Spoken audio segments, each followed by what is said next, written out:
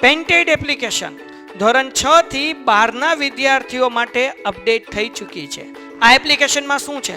બધા જ વિષયના વિડીયોઝ છે. ગુજરાતની બેસ્ટ ફેકલ્ટી દ્વારા લાઈવ લેક્ચર્સ છે. આઈએમપી પ્રશ્ન છે, ટેસ્ટ સિરીઝ છે અને ગુજરાતના તમામ વિદ્યાર્થીઓ સાથે તમે તમારી કમ્પેરિઝન કરી શકો છો. ગેમિફિકેશન છે અને બીજું ઘણું બધું. તો તમે એપ્લિકેશન ડાઉનલોડ ન કરી હોય તો ડિસ્ક્રિપ્શનમાં લિંક આપી છે. હમણાં જ પ્લે સ્ટોર ઉપર જાઓ અને એપ્લિકેશન ડાઉનલોડ કરો.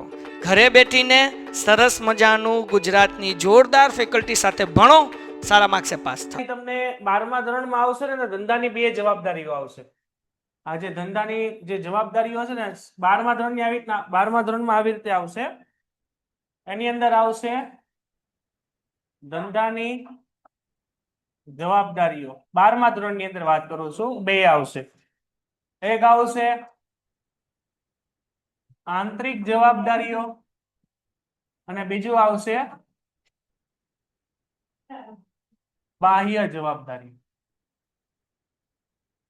આવું 12મા ધોરણની અંદર આવશે. આંતરિક જવાબદારીઓ એટલે એવી જવાબદારીઓ કે જે ધંધાની અંદર હોય, જેના ઉપર કંપનીનો કંટ્રોલ હોય, જેના ઉપર કંપનીનો અંકુશ હોય, જેની અંદર તમે કોઈ પણ પ્રકારના ફેરફાર તમારી મરજીથી કરી શકો. આને કહેવાય આંતરિક જવાબદારી, ઇન્ટરનલ રિસ્પોન્સિબિલિટી કહેવાય. આ એક્સટર્નલ રિસ્પોન્સિબિલિટી એટલે બાહ્ય જવાબદારીઓ છે, જેના અંદર ફેરફાર કરવો કેવો હશે? ફરજિયાત હશે. જે તમારી મરજીથી નહીં હાલે. જે પણ ફેરફાર થશે સમાજની અંદર, સરકાર કોઈ નવો કાયદો લાવશે તો ઓટોમેટિક તમારે ફેરફાર કરવો પડશે. તો આ ટૂંકમાં આ કંપનીના કંટ્રોલમાં ન હોય, આ કંપનીના કંટ્રોલમાં હોય. આવું 12મા ધોરણની અંદર આવશે. ધોરણ 12માં આવશે.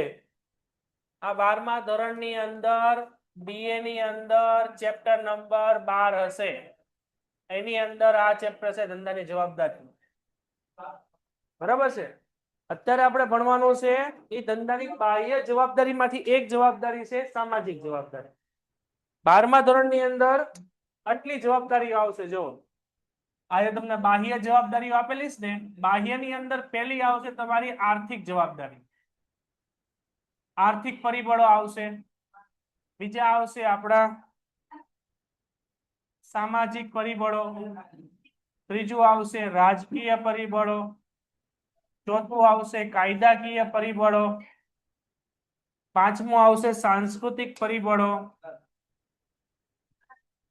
આવા ઘણા બધા પરિબળો હશે. બરાબર છે. એની અંદરથી એક પરિબળ છે, એ કયું પરિબળ છે? એ પરિબળ છે સામાજિક પરિબળ. એ સામાજિક પરિબળ છે ને તમારા 11મા ધોરણનું ચેપ્ટર છે. ભાઈ ઓનલાઈનમાં દરેકને સમજાણું આટલું. ધંધાની જવાબદારીઓ તમારા 12મા ધોરણની અંદર આવશે. 12મા ધોરણની અંદર આ બધી જવાબદારીઓ છે એ બે પ્રકારની છે. ધંધાની જવાબદારીઓ આંતરિક અને બાહ્ય. બાહ્ય જવાબદારીની અંદર આ બધી જવાબદારી આવશે. આર્થિક જવાબદારી, સામાજિક, રાજકીય, કાયદાકીય, સાંસ્કૃતિક, આવા પરિબળો આવશે. એની અંદર ત્યાં એક પરિબળ છે સામાજિક પરિબળો. જે સામાજિક પરિબળો છે ને એ તમે ખાલી ભણો. તો ધંધો છે ને એ સમાજનો જ એક ભાગ છે, એમ સમજો. સમાજમાંથી જ ઉત્પન્ન છે. એ સમાજની દરેક વસ્તુઓનો ઉપયોગ કરે છે. દાખલા તરીકે જમીન છે, મૂડી છે, શ્રમ છે, નિયોજક છે. તો એ ધંધો એ આર્થિક પ્રવૃત્તિ ભલે રહી, પરંતુ એ સમાજનો જ એક ભાગ છે, કારણ કે સમાજના પરિબળોથી જ તે ધંધો ચાલે છે. તો એની સમાજ પ્રત્યેની અમુક જવાબદારીઓ છે. એ જવાબદારીઓ આપણે અહીંયા જોવાની છે. જુઓ, પહેલી જવાબદારીઓ છે માલિક પ્રત્યેની જવાબદારીઓ. માલિક એટલે અહીંયા શેર ધારકો સમજવાનું. અહીંયા માલિક એટલે શું સમજવાનું? માલિક એટલે લખી નાખજો દરેક લોકો, શેર ધારકો. શેર ધારકો એટલે થશે અહીંયા માલિકો. બરાબર છે. પછી બીજી જવાબદારી છે રોકાણકારો એટલે ઇન્વેસ્ટરો પ્રત્યેની જવાબદારી, કામ કરતા કર્મચારીઓ પ્રત્યેની જવાબદારી, વસ્તુ ખરીદનાર ગ્રાહક પ્રત્યેની જવાબદારી, પુરવઠો પૂરો પાડનાર પ્રત્યેની જવાબદારી, સરકાર પ્રત્યેની જવાબદારી અને સમાજ પ્રત્યેની જવાબદારી. આ બધું આપણે અલગ અલગ જોવાનું છે. ઉદાહરણ તરીકે ધંધાની ગ્રાહકો પ્રત્યેની શું જવાબદારી હોય, સોરી કર્મચારી પ્રત્યેની જવાબદારી છે. તો સિમ્પલ છે કે તમે કોઈ કંપનીના માલિક છો તો તમારી કંપનીની અંદર જે કર્મચારીઓ કામ કરે ટાઈમ ટુ ટાઈમ તમારે પગાર ચૂકવવો પડે. બરાબર છે. ટાઈમ ટુ ટાઈમ એને બોનસ આપવું પડે, એને રજાઓ આપવી પડે. હા કે ના? એ તમારી જવાબદારી છે. ટાઈમ ટુ ટાઈમ તમે જે પગાર ચૂકવો છો એ છે કર્મચારી પ્રત્યેની જવાબદારી. સમજાય છે દરેકને ઓનલાઈનમાં?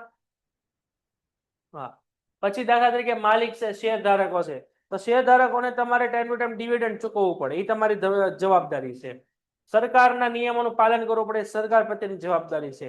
ગ્રાહકોને યોગ્ય વસ્તુઓ પૂરી પાડવી જોઈએ, સસ્તા દરે સારી ક્વોલિટી વાળી, એ તમારી જવાબદારી છે. આવી બધી જવાબદારીઓ આપણે જોવાની છે. બરાબર છે? તો સ્ટાર્ટ કરીએ આપણો ચેપ્ટર પ્રસ્તાવનાથી. ધંધો એ આર્થિક પ્રવૃત્તિ છે, નફાના હેતુથી કામ કરે છે, એ આપણે બધાને ખબર જ છે. એનો મુખ્ય હેતુ નફાનો જ હોય. છતાં પણ આપણે કેટલાક ધંધાકીય એકમો વિવિધ પ્રવૃત્તિઓ કાર્ય કરતા હોય છે. ધંધાકીય એકમો દ્વારા આવી પ્રવૃત્તિઓ સીધી રીતે નફો મેળવવા માટે થતી નથી, પરંતુ એકમ દ્વારા પ્રવૃત્તિઓ કરવામાં આવતી. ઉદાહરણ તરીકે કેટલીક ધંધાકીય એકમો જાહેર બગીચાનું નિર્માણ કરે છે. જો જાહેર બગીચાનું જે તમે નિર્માણ કર્યું ને, આ છે તમારી સમાજ પ્રત્યેની જવાબદારી. આવું ઘણી બધી જગ્યાએ તમે જોયેલું હોય. દાખલા તરીકે બગીચા છે, અમુક કંપનીઓ શું કરે કે ભાઈ હોસ્પિટલો બનાવી દે, અમુક તો કે ગરીબો માટે સ્કૂલ બનાવી દે, અમુક રોડ રસ્તા રિપેર કરાવી દે, અમુક પાણીની વ્યવસ્થા કરી દે, અમુક લોકો ગરીબો માટે મકાન બનાવી દે. તો આ બધી શું બતાવે છે? સમાજ પ્રત્યેની જવાબદારી. એમાં ઉદાહરણ તરીકે છે જાહેર બગીચાનું નિર્માણ. તો તમારા ઘરની આજુબાજુ કોઈ બગીચા હશે ને, એમાં કોક વાર તમે જોજો ત્યાં બોર્ડ મારેલું હશે કોઈ કંપનીનું, જે કંપનીને મેન્ટેન કરતી હશે, તો એ કંપની જવાબદારી લીધી છે. એટલું કામ સરકારનું ઓછું થાય. તો આ છે તમારી સમાજ પ્રત્યેની જવાબદારી. જેમાં ધંધાકીય એકમોમાં કર્મચારી અને કુટુંબ માટે ઉદાહરણ તરીકે રહેઠાણની વ્યવસ્થા છે. તો તમે ઘણી કંપનીઓ જોયેલી હોય તો તમને રહેવા માટેની ફ્રી વ્યવસ્થા આપે. ના, બિન આર્થિક પ્રવૃત્તિ ન કહેવાય, અને આમ બિન આર્થિક પ્રવૃત્તિ કહેવાય, કારણ કે કંપનીની સામે કોઈ પૈસા લેતી નથી, પરંતુ આ સામાજિક જવાબદારીની અંદર આવશે. તો તમે જોયું એના કર્મચારીને રહેવા માટે મકાન આપે છે. બરાબર છે? વાહન વ્યવહારની સુવિધાઓ આપે છે. તો કે તમારા ઘરની આજુબાજુ જોયું હોય ઘણી કંપનીની માં કર્મચારીઓની ગાડી લેવા આવે, મૂકવા આવે. પછી એના બાળકોને શિક્ષણ આપવાનું કાર્ય છે. આરોગ્ય વિશે એટલે મેડિકલ સુવિધાઓ આપવાનું કાર્ય છે. આ બધી જવાબદારી કેવી છે? સમાજ પ્રત્યેની જવાબદારી છે. ગરીબ દર્દીઓને ઓછા ખર્ચે અથવા વિના મૂલ્યે તબીબી સારવાર આપવી, દવાઓ પૂરી પાડવી, આ બધી છે. દાખલા તરીકે પછી આંતરરાષ્ટ્રીય કક્ષાએ રમત ગમત અને સાંસ્કૃતિક સ્પર્ધાઓનું નાણાકીય મદદ પૂરી પાડવી. તો આ તમે જોયેલું દાખલા તરીકે કોઈ નવરાત્રીનું આયોજન છે કે ભાઈ કોઈ ધાર્મિક તહેવાર છે, તો ઘણી કંપનીને સ્પોન્સર કરતી હોય.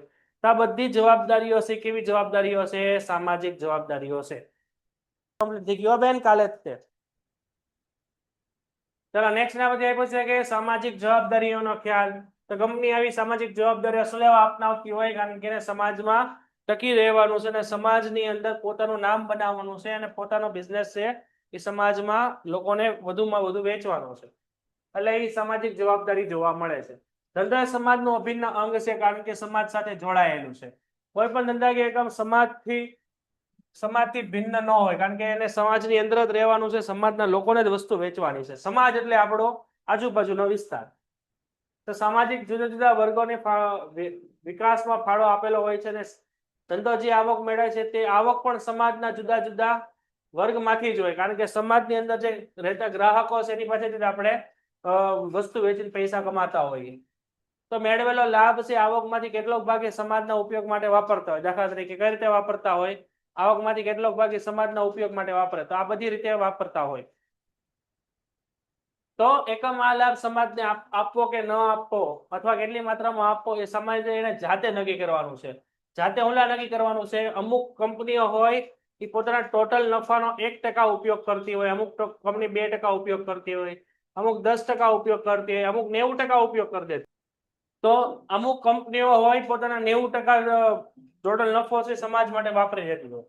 તો કંપની લક્ષી સામાજિક જવાબદારીનો ખ્યાલ આપણને ક્યાંથી જોવા મળે છે? સામાજિક જવાબદારીનો ખ્યાલ યુએસ 1963 HR બોવેનના સંશોધન પત્ર દ્વારા સૌથી પ્રથમ આપણને જોવા મળવામાં આવ્યો છે. એટલે સ્ટાર્ટ કરજો.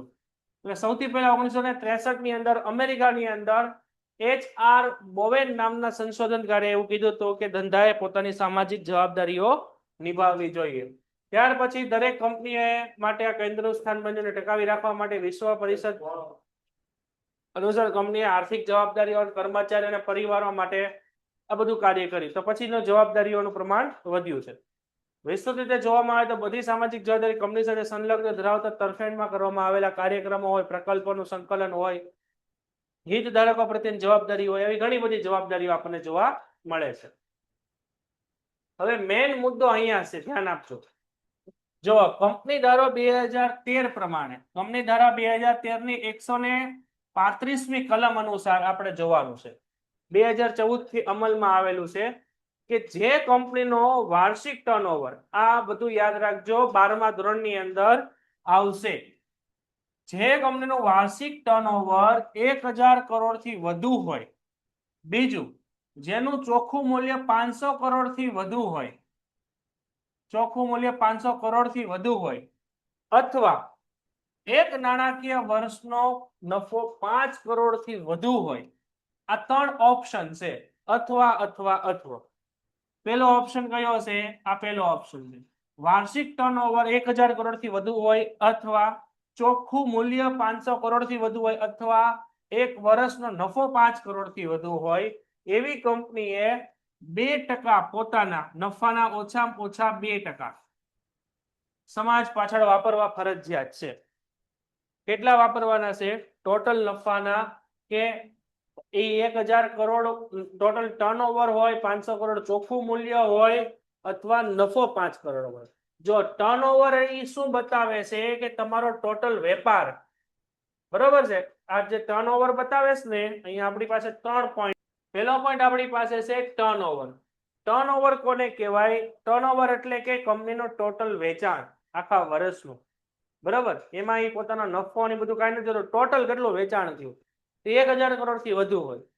ચોખ્ખું મૂલ્ય કોને કહેવાય? ચોખ્ખું મૂલ્ય એટલે કે તમે જે તમને નફો મળ્યો છે એમાંથી તમે તમારી જવાબદારીઓ બાદ કરી દો, એને કહેવાય ચોખ્ખું મૂલ્ય. ચોખ્ખું મૂલ્ય એટલે કે કુલ મૂલ્યમાંથી જવાબદારી બાદ કરવામાં, એને કહેવાય ચોખ્ખું મૂલ્ય. અને નફો એટલે કે શું થાય? બધી વસ્તુ બાદ કરીને છેલ્લા પૈસા વધે, એને કહેવાય નફો. ટર્નઓવર છે ટોટલ તમારું વેચાણ છે.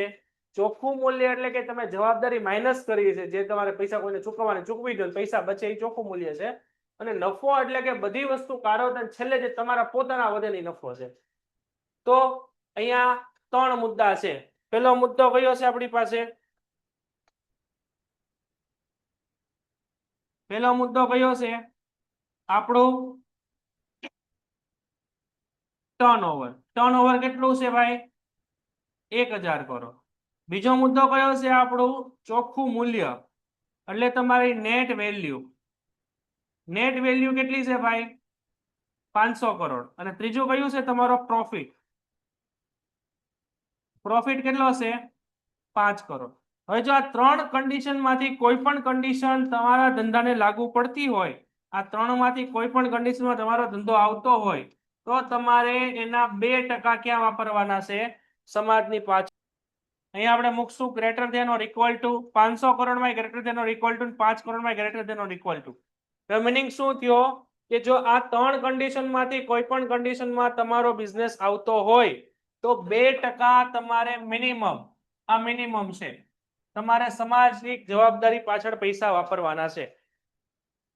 આ 3 વસ્તુ ખાલી સમજી રાખો. એટલું સમજાય છે ભાઈ દરેકને? આવું તમને કંપની ધારો 2013 ની 135મી કલમમાં કીધેલું છે. ઓનલાઈનમાં સમ્યક, આલિયા, વિરાટ અને રવિ, આ 3 કન્ડિશન છે. આપણી કંપનીનું ટર્નઓવર 1000 કરોડ કે તેથી વધુ હોય, અથવા નેટ વેલ્યુ 500 કરોડ કે તેથી વધુ હોય, અથવા પ્રોફિટ 5 કરોડ કે તેથી વધુ હોય, તો મિનિમમ 2% તમારે પૈસા વાપરવાના છે. ક્યાં? સામાજિક જવાબદારીની પ્રવૃત્તિમાં. ક્યાં વાપરવાના છે આપણે? અહીંયા આપણે વાપરવાના છે સામાજિક જવાબદારીની પ્રવૃત્તિઓમાં, બરાબર છે. પછી તમને આપ્યું છે કે સામાજિક જવાબદારીની વ્યાખ્યા. તો કોઈ પણ ધંધાકીય એકમમાં ઉદ્ભવ અને વિકાસમાં સંબંધિત જુદા જુદા અંગો અને સંસ્થાઓ, જે સંસ્થાઓ અને યોગદાન આપેલ છે, તેના ઉત્તરદાયિત્વમાં સામાજિક જવાબદારી, અહીંયા ધંધાની સમાજ પ્રત્યે ઋણ અદા કરવાની જે ફરજો ઉદ્ભવે છે, તેને સામાજિક જવાબદારી કહેવાય. એટલું યાદ રાખશો તોય વાંધો નહીં. સમાજની પ્રત્યે જે આપણા ધંધાની જે જવાબદારી ઉદ્ભવે ને, આપણા ધંધાની કેવી છે? સામાજિક જવાબદારી છે. સામાજિક જવાબદારી 4 સ્તરોમાં આપણે જોવાની છે. પેન્ટેડ એપ્લિકેશન ધોરણ 6 થી 12ના વિદ્યાર્થીઓ માટે અપડેટ થઈ ચૂકી છે. આ એપ્લિકેશનમાં શું છે? બધા જ વિષયના વિડીયોઝ છે. ગુજરાતની બેસ્ટ ફેકલ્ટી દ્વારા લાઈવ લેક્ચર્સ છે. આઈએમપી પ્રશ્ન છે, ટેસ્ટ સિરીઝ છે, અને ગુજરાતના તમામ વિદ્યાર્થીઓ સાથે તમે તમારી કમ્પેરિઝન કરી શકો છો. ગેમિફિકેશન છે અને બીજું ઘણું બધું. તો તમે એપ્લિકેશન ડાઉનલોડ ન કરી હોય તો ડિસ્ક્રિપ્શનમાં લિંક આપી છે, હમણાં જ પ્લે સ્ટોર ઉપર જાઓ અને એપ્લિકેશન ડાઉનલોડ કરો. ઘરે બેઠીને સરસ મજાનું ગુજરાતની જોરદાર ફેકલ્ટી સાથે ભણો, સારા માર્ક્સે પાસ થાઓ. પહેલી જવાબદારી છે એ આર્થિક જવાબદારી છે, બીજી કાનૂની જવાબદારી છે, નૈતિક જવાબદારી છે અને પસંદગીની જવાબદારી છે. તો અહીંયા જે આર્થિક જવાબદારી છે, આર્થિક એટલે એમાં પૈસાની વાત હશે, તો માલિકો પ્રત્યેની, રોકાણગાર પ્રત્યેની અને કર્મચારી પ્રત્યેની જવાબદારી છે. આ બધી વસ્તુઓ સમજવાની છે દરેકે. જો અહીંયા આપણે ફરીથી સમજીએ, આપણે અહીંયા અને આ કોષ્ટકને ફરીથી સમજીએ. પહેલી જવાબદારી કઈ છે આપણી? પહેલી જવાબદારી કઈ છે? આર્થિક જવાબદારી છે. બરાબર છે. આર્થિક જવાબદારીની અંદર અહીંયા 3 લોકો છે. કયા કયા 3 લોકો છે? પહેલા માલિક છે, પછી રોકાણગારો છે અને પછી કર્મચારીઓ છે. આ ત્રણેય લોકોને આપણે પૈસા દેવાના છે. શું દેવાના છે? પૈસા. બરાબર.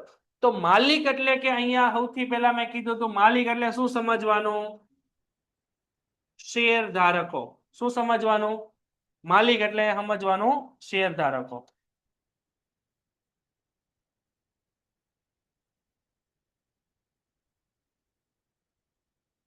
શેર ધારકો એટલું સમજાઈ ગયું?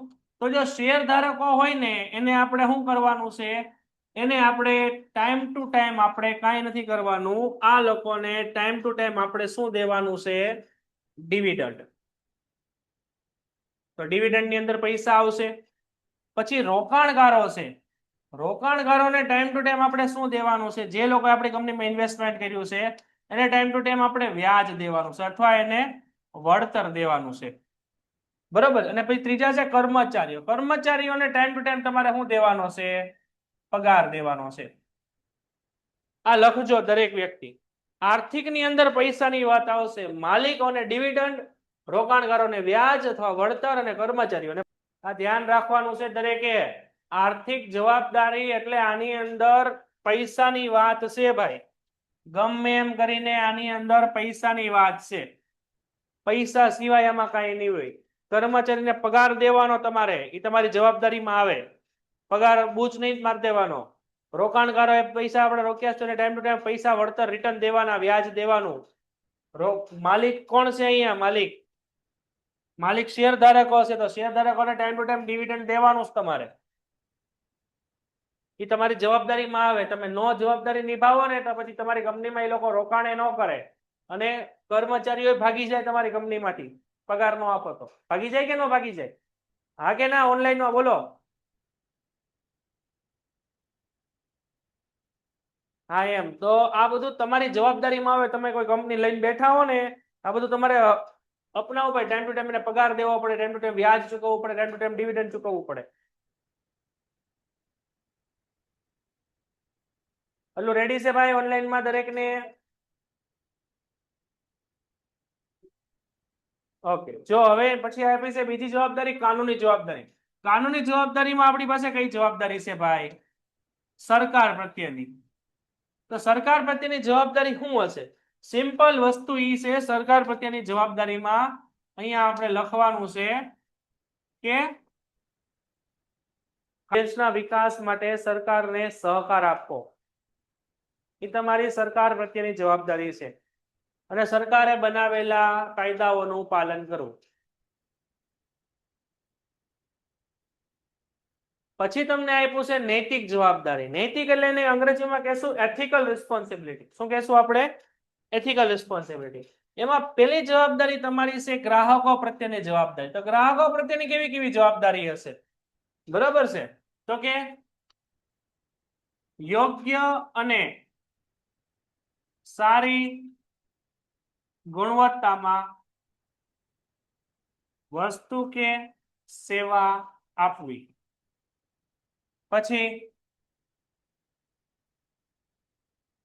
બીજી જવાબદારી વ્યાજબી કિંમત લેવી.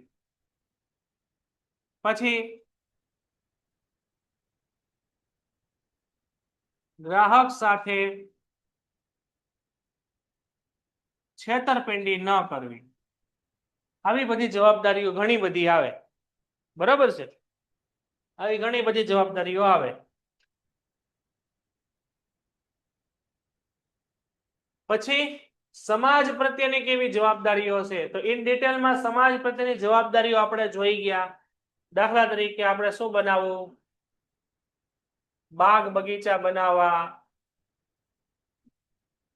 હોસ્પિટલ બનાવવી, પર્યાવરણનું જતન કરવું, બરોબર છે,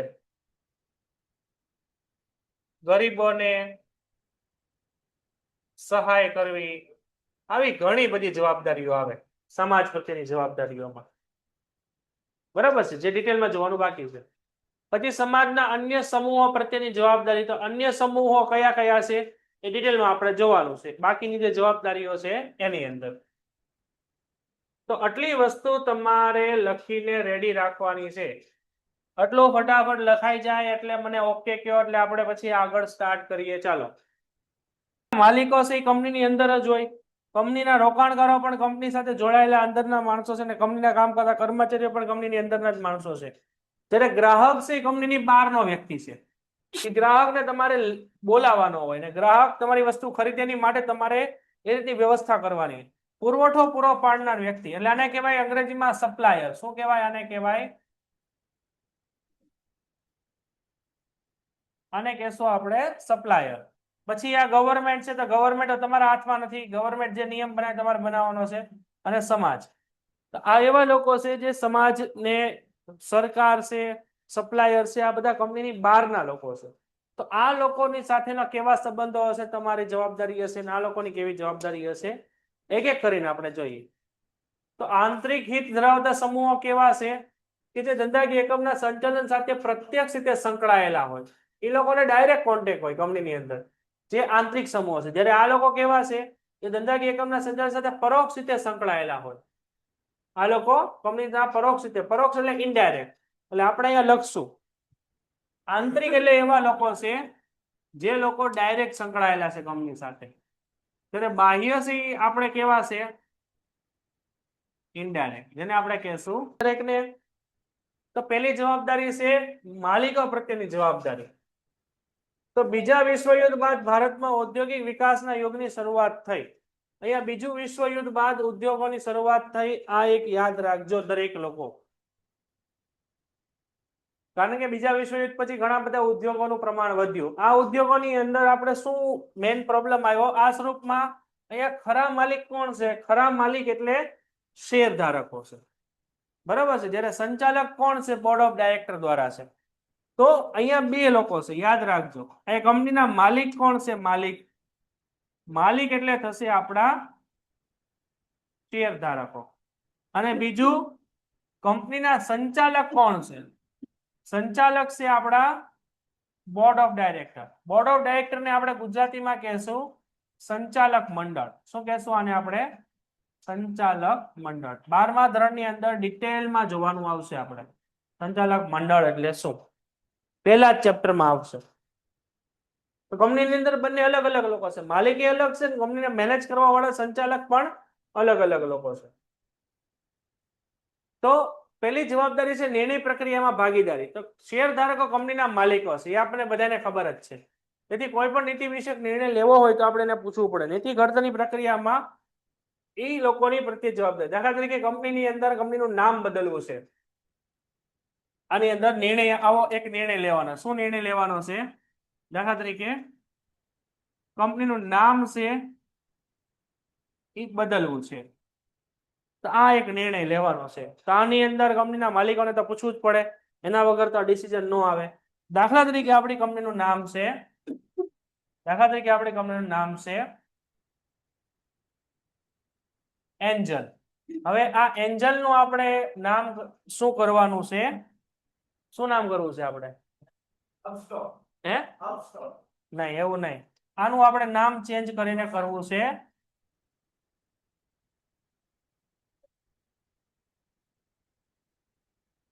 આરાધના નામ કરવું છે કંપનીનું, બરાબર છે. એન્જલ ની બદલે અહીંયા નામ કરવું છે આરાધના. તો એ કંપનીના માલિકને પૂછવું પડશે ને. તો એ આપણી કંપનીની જવાબદારી છે કે નિર્ણય પ્રક્રિયામાં શેર ધારકોને પૂછો. આલું સમજાય છે દરેકને? ઓકે. પછી એ પૂછે કે મૂડીની સલામતી અને વૃદ્ધિ. મૂડી એટલે કંપનીના પૈસા, જો આ મૂડી છે ને મૂડી, આ મૂડી કોણે પૂરી પાડેલી છે? આ મૂડી આપી છે શેર ધારકોએ આપી છે. શેર ધારકોની મૂડી છે, એટલે આ પૈસા કંપનીના શેર ધારકોના છે. તો મૂડીને લગતા, કેપિટલને લગતા કોઈ પણ ડિસિઝન લેવા આવશે ને તો કંપનીના માલિકને આપણે અહીંયા પૂછવું પડશે. સંચાલકો પોતાના વ્યક્તિગત સ્વાર્થને બાજુમાં મૂકીને કુશળતાનો ઉપયોગ કરી શેરધારકોની મૂડીની સલામતી અને મૂલ્યમાં વધારો કરવા માટે એની માલિક પ્રત્યેની જવાબદારી છે. એટલે બોર્ડ ઓફ ડાયરેક્ટરે કંપનીના માલિકને પૂછીને જ મૂડીને લગતા ડિસિઝન લેવાના છે. માલિકોના હિતોનું રક્ષણ. માલિક એટલે શેરધારકોના હિતોનું રક્ષણ શું છે? તો કે સૌથી પહેલા શેરધારકોની જે મૂડી છે ને એની સલામતી, એના મૂલ્યમાં વધારો અને કંપનીનો વિકાસ, આ બધી જવાબદારી છે કોની? બોર્ડ ઓફ ડાયરેક્ટરની શેરધારકો પ્રત્યેની. કંપનીનું લાંબા ગાળાનું અસ્તિત્વ, વાસ્તવિક અસ્તિત્વનું રાષ્ટ્ર છે, સમાજ અને માલિક માટે ઇચ્છનીય છે. આથી કંપનીના લાંબા ગાળાના હિતોનું રક્ષણ કરવું એ સંચાલકોની જવાબદારી. અહીંયા સંચાલકોને હંમેશા યાદ રાખજો, સંચાલકો એટલે હંમેશા બોર્ડ ઓફ ડાયરેક્ટર જ આવશે. બરાબર છે. પછી એ પૂછે કે વિકાસમાં પ્રાધાન્ય, એટલે લાંબા ગાળે વિકાસ થવો જોઈએ, એટલે મૂળ માલિકો પાસેથી વધુ મૂડી મેળવવાનો પ્રાધાન્ય આવવું જોઈએ. એટલે કે કંપનીની અંદર નવા શેર ધારકો એડ થવા જોઈએ, એટલે કંપનીની અંદર મૂડીનું પ્રમાણ વધવું જોઈએ, જેથી હકના શેર ઓફર કરવા. હકના શેર 12મા ધોરણમાં ઇન ડિટેલમાં આવશે. આને આપણે કહેશું રાઇટ ઓફ શેર. આ ઇન ડિટેલ તમારે ભણવાનું છે 12મા ધોરણની અંદર. હકના શેર એટલે શું? એ તમે જે જૂના શેર ધારકો હોય ને એને, જૂના શેર ધારકો હોય ને એને તમારે જ્યારે બીજી વાર તમે શેર બહાર પડે ને તો જૂના શેર ધારકોને પહેલા પૂછવું પડે શેર એ લોકોને ખરીદવા છે કે નહીં, તો એને કહેશું આપણે હકના શેર. તો અહીંયા માલિકો પ્રત્યેની જવાબદારી પૂરી થાય છે એટલું જોઈ લો. પેન્ટેડ એપ્લિકેશન ધોરણ 6 થી 12ના વિદ્યાર્થીઓ માટે અપડેટ થઈ ચૂકી છે. આ એપ્લિકેશનમાં શું છે? બધા જ વિષયના વિડીયોઝ છે. ગુજરાતની બેસ્ટ ફેકલ્ટી દ્વારા લાઈવ લેક્ચર્સ છે, આઈએમપી પ્રશ્ન છે, ટેસ્ટ સિરીઝ છે અને ગુજરાતના તમામ વિદ્યાર્થીઓ સાથે તમે તમારી કમ્પેરિઝન કરી શકો છો. ગેમિફિકેશન છે અને બીજું ઘણું બધું. તો તમે એપ્લિકેશન ડાઉનલોડ ન કરી હોય તો ડિસ્ક્રિપ્શનમાં લિંક આપી છે, હમણાં જ પ્લે સ્ટોર ઉપર જાઓ અને એપ્લિકેશન ડાઉનલોડ કરો. ઘરે બેઠીને સરસ મજાનું ગુજરાતની જોરદાર ફેકલ્ટી સાથે ભણો, સારા માર્ક્સે પાસ થાઓ.